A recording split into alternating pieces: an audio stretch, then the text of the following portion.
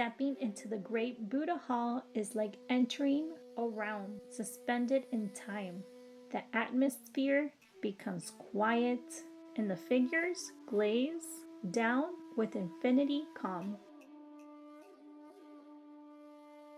This is what the Daibutsu, the great Buddha of Nara, known formally as Vairocana or Varujana in Japanese. He represents more than just a religious figure. He is the embodiment of universal truth.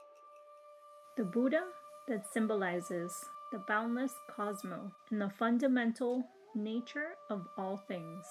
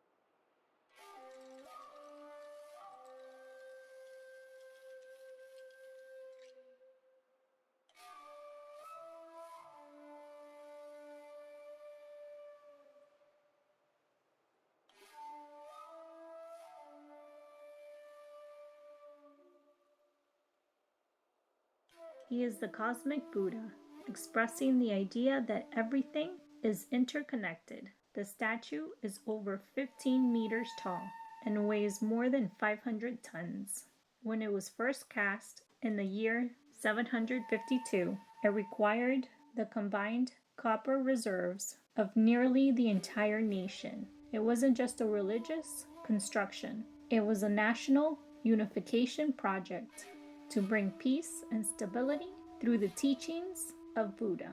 Look closely at the Buddha's hands. The right is raised with a gesture, meaning do not fear. The left is turned downward, offering blessings and compassion to all beings. Together, they convey reassurance in the granting of peace. The Buddha sits up upon a pedestal, a symbol of purity rising from the mud of the world. Behind him is a sacred halo, radiates light and spiritual energy. Each detail speaks to the boundless wisdom of awakening. Near the front of the hall, you will see people quietly placing coins and lighting candles. This is a simple, powerful ritual, deeply symbolic in Buddhist practice. Lighting a candle is not about superstition or luck. It's a spiritual act, a reminder to let wisdom shine into darkness. The Buddhist philosophy, ignorance is the root of suffering, and light is the metaphor for clarity, awareness, and understanding.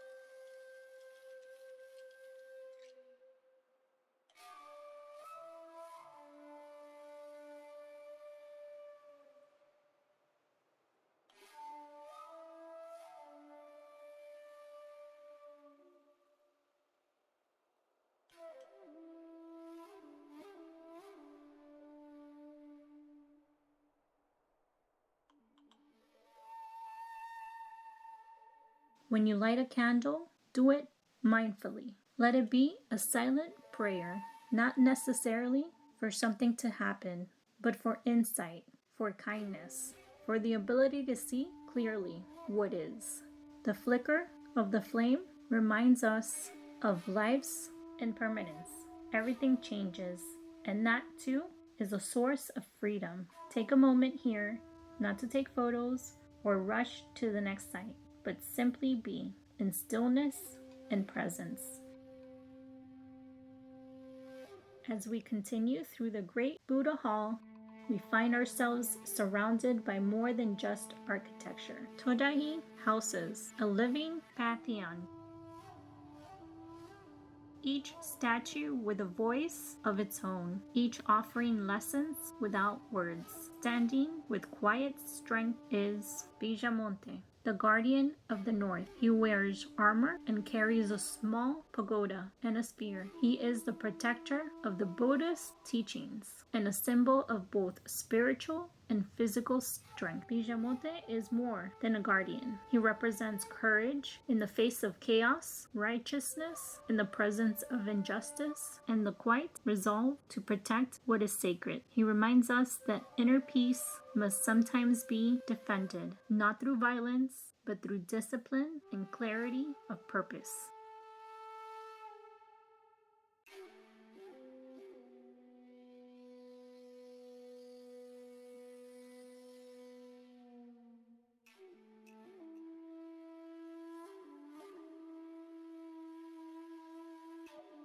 Nearby is another of the 4 heavenly kings who guards the west. He holds a brush and a scroll, symbols of knowledge and insight. He watches over the world with clear sight, seeing through the illusion, deception, and ignorance. In a world full of distractions, misinformation, and ego, he teaches the value of discernment to see both intelligence and compassion.